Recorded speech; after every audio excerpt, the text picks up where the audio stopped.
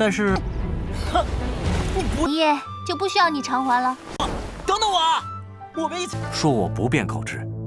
秦南师弟，在你离开这段时间，欧阳君也借着宗主威势，阻击。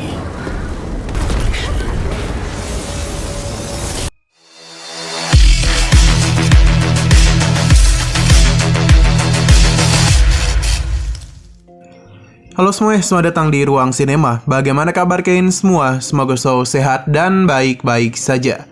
Sesuai jadwal, jadi pada hari ini kita akan kembali melanjutkan series Donghua yang berjudul Village Battle Spirit episode terbaru. Yang mana ini adalah episode yang ke-63. Bagi yang baru bergabung dengan series ini, kita sudah sediakan playlistnya. Jadi kalian bisa mudah mencari di mana episode awal dari series ini. Sebelum kita mulai episode barunya, kita akan melihat dulu apa saja yang telah terjadi pada episode sebelumnya. Tepatnya pada episode 62. Di minggu kemarin kita sudah melihat Miao Miao dan juga Rong Bezong menggunakan kekuatan yang mereka miliki untuk bisa membantu Xingnan dalam menghadapi sesuatu yang berusaha untuk mengambil alih tubuhnya. Berkat semua itulah Xingnan berhasil tersadar, dan dia pun berhadapan dengan roh dewa perang yang ingin mengambil alih tubuhnya. Karena bagaimanapun Xingnan itu tidak bisa melupakan pertemanannya. Dalam pertarungan ini, Xingnan berhasil menjadi pemenangnya dan ia pun telah resmi menjadi pewaris dewa. Akan tetapi kondisi Miao Miao tidaklah baik-baik saja. Karena bagaimanapun ia sudah menggunakan akar kehidupannya demi menghidupkan kembali Xingnan. Ia pun meminta roh artefak untuk keluar agar mereka bisa membuat kesepakatan. Nah sekarang kita akan melanjutkan episode terbarunya. Roh artefak memberitahu kalau Xingnan bisa saja mendapatkan salap intermen takdir. Tapi ini tentu tidaklah gratis, karena Xingnan harus memenuhi beberapa persyaratan darinya. Yang mana Xingnan harus membantu roh artefak dalam menemukan pengganti dari hartanya itu. Xingnan paham dan dirinya sudah memikirkan siapa yang akan menggantikannya. Roh artefak setuju dan kesepakatannya mereka jalin. Ia pun meminta Xingnan untuk memberikan kotak kayu itu kepada orang tersebut sebagai tanda agar ia bisa datang ke pengadilannya. Xingnan berterima kasih banyak atas bantuan yang roh artefak berikan. Sebelum berpisah, ia memberitahu kalau sesuatu yang terjadi di sini sudahlah berakhir. Xingnan dan yang lainnya pun dibawa keluar. 好，前来试炼，多谢前辈。 Rong Bezong benar-benar senang karena kembali menghirup udara segar. Ia pun penasaran dan mata kiri Xingnan karena memancarkan kekuatan yang hebat. Bagaimana bisa Xingnan mendapatkan kekuatan mata itu? Xingnan tentu tidak bisa memberitahu Rong Jun mengenai rahasia dewa perangnya. Rong Bezong pun memberitahu kalau berkat pil yang dirinya simpan selama bertahun-tahun itulah Xingnan bisa kembali sadar. Jadi bisa dikatakan ia telah berhutang budi kepadanya. Xingnan akhirnya memberitahu kalau ada benda suci yang disebut sebagai Jiuzhan. Inilah yang membantu Xingnan dalam membangkitkan kemampuan mata kirinya. Lepaskan saja tekanan melalui mata kirinya, dan menetapkan rasa takut di hatinya telah membuat Xingnan menghentikan total pikirannya dan kemauan dari tekanan tersebut. Rong Bezong ketakutan karena hal itu sepertinya terlalu berbahaya.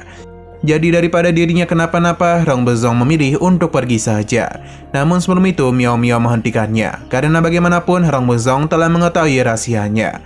Jadi lebih baik ia menjadi pelayannya saja, dan begitulah Rong Bezong bisa dia ampuni. Tentu Rong Bezong tidaklah mau karena ia adalah keturunan naga surgawi guntur dan harimau. Jadi bagaimana bisa ia menjadi tunggangan dari seorang gadis? Tapi Miao Miao ini bukanlah gadis biasa, melainkan Tuan Putri. Walaupun begitu, Rong Bezong tetaplah tidak mau, dan jika yang menaklukkannya, Miao Miao harus bertarung dengannya. Miao Miao setuju dan akan melayani perkataannya. Xingnan pun menghentikan perselisihan mereka. Memang benar kalau Rong Bezong telah mengetahui begitu banyak rahasia yang mereka miliki. Tapi dia yakin kalau Rong Bezong itu adalah orang yang baik. Jadi Xingnan pun mengajaknya untuk berpetualang bersama mereka. Tawaran itu diterima baik dengan Rong Bezong. Meskipun awalnya ia agak jual mahal, tapi ujung-ujungnya ia akan ikut bersama dengan Xingnan. Terlebih lagi ia juga sudah bosan karena selalu berada di gunung itu. Xingnan memberikan kotak kayu pemberian dari roh artefak kepada Miao Miao. Ini pun membuatnya senang karena bagaimanapun cairan spiritual itu sangatlah berguna untuknya. Miao Miao pun mengajak mereka karena ia harus menyempurnakan kirim takdir itu. Tidak mau ketinggalan, Rong Bezong pun ikut menyusul. 但是，哼。 一夜就不需要你偿还了。等等我啊！我们一起来到。Di sisi lain, ayang Xiao Qianzu terlihat sedang memulihkan kondisinya. Akan tetapi sesaat kemudian ia kedatangan tamu yang tentu tidak bukan adalah Li Kun. Xiao Qianzu tidak menyangka Li Kun bisa menemukan persembunyiannya. Bahkan ia menunggu di saat kekuatannya baru saja pulih.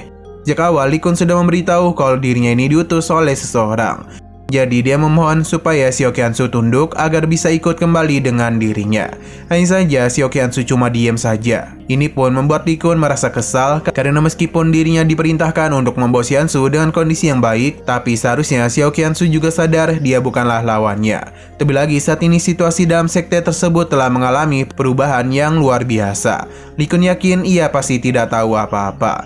Xinol kembali kepada Abang Xingnan bersama kelompoknya. 我要说，你是我的对手吗？清雪师妹，别质变，你恐怕还不知。 Yang mana Rombozong menagih janji Xingnan yang akan membawanya berkeliling dunia. Namun saat ini dirinya malah ingin pergi ke wilayah yang begitu kecil. Bahkan Rombozong menganggap itu hanya sebesar kuku saja. Miao Miao menghentikan perkataannya, karena sebelum melakukan perjalanan tentu saja Xingnan harus mengucapkan selamat tinggal dulu pada keluarganya. Di kediaman keluarga Xin terlihat dengan jelas kalau kepanikan sedang terjadi di sana. Karena bagaimanapun Bai Heng sedang menunggu kedatangan dari Xingnan. Ia bahkan tidaklah bisa tenang. Bai Heng pun menanyakan kepada Xiao Xiao kapan Xingnan akan kembali. Karena ia sudah bertanya ke sana kemari, namun tidak ada yang tahu kapan Xingnan akan pulang. Xiao Xiao sendiri juga tidak tahu kapankah Xingnan akan kembali. Ternyata sudah 2 hari Bai Heng kemari hanya untuk menunggu Xingnan saja. Xintian pun penasaran mengapa Bai Heng begitu tergesa-gesa untuk membawa Xingnan pulang. Bai Heng pun meminta maaf atas ketidaknyamanan yang dirinya buat. Sebelum menyelesaikan perkataannya, Xiao Xiao pun memberitahu kalau Xingnan telah kembali pulang. Dan begitu lega, Bai Heng pun menemuinya. Ia pun langsung memberitahu kalau sesuatu yang besar telah terjadi pada sekte Xuanling. Karena ketika Xingnan pergi, ketua sekte diam-diam telah melakukan pengasingan karena harus dipromosikan menjadi Martial King. Ini pun dimanfaatkan oleh Ouyang Jun untuk menahan Old Sun di rumahnya sendiri. Ouyang Jun juga telah menggunakan kekuasaan Master Sekte untuk bisa membantu Xiao Qianzu menikah dengan dirinya. Bai Heng bahkan dipaksa untuk mengirimkan undangan ini kepada Xingnan. Sontak saja semua itu membuat Xingnan terkejut, terlebih lagi hari pernikahannya hanya setengah bulan lagi. 说我不便告知。秦南师弟，在你离开这段时间，欧阳君也借着宗主威势，婚期。 Tidak itu saja, Bai Heng juga membawakan barang yang Tetua Shao berikan kepada Xingnan. Tetua Shan terus mengatakan untuk menyerahkan barang ini secara pribadi kepada Xingnan. Ketika menyentuh harta itu, seketika saja Xingnan pun dibawa masuk ke dalam sebuah tempat yang mana Old Sun langsung terhubung dengannya. Ia begitu senang bisa bertemu dengan Xingnan. Ini hanyalah pecahan kesadaran spiritual saja agar bisa berkomunikasi dengannya. Xingnan penasaran bagaimana bisa ketua sekte dipromosikan menjadi Martial King, bahkan bisa membuat Old Sun di bawah tekanannya.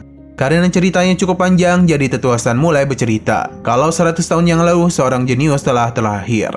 Dalam waktu kurang dari 10 tahun saja dia telah naik ke level Martial King. Ini diikuti juga dengan invasi yang dilakukan oleh para setan. Para tetua telah memanggil bala bantuan dari para kultivator lainnya dari berbagai negara agar bisa mengatasi invasi para setan itu. Sampai akhirnya jenius itu pun datang untuk membantu mereka. Ketika pemimpin para iblis ingin melakukan penyerangan, Master itu dan sigap membentuk formasi hanya untuk bisa mengalahkan para iblis-iblis itu. Dengan dia seorang diri saja, pria ini pun telah berhasil menghabisi 3 raja iblis dan juga meletakkan dasar bagi zaman Changlan yang sejahtera.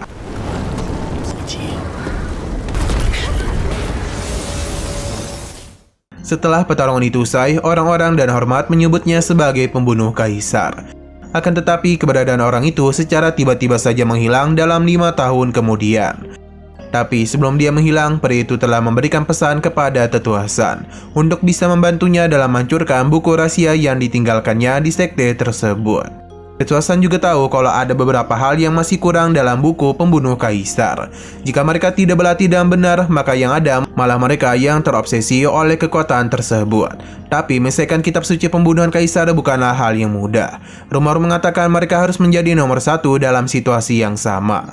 Sayang sekali sosok yang bisa melakukan hal tersebut telah pergi tanpa mengucapkan sepatah kata pun kepadanya. Perkataan itu seketika saja mengingatkan Xingnan dengan perkataan seseorang.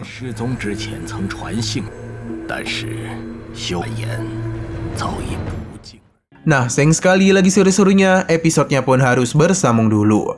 Oke, sekian dulu pada video kali ini. Untuk video selanjutnya akan segera hadir. Jadi bagi kalian yang ingin mengikuti series ini, langsung saja klik subscribe dan aktifkan loncengnya. Terima kasih yang sudah menonton video sampai habis. Jika ingin suka pada video ini, klik like dan share ke teman-teman kalian tentang channel ini. Dan ditunggu aja kelanjutannya. Oke, sampai jumpa di video selanjutnya.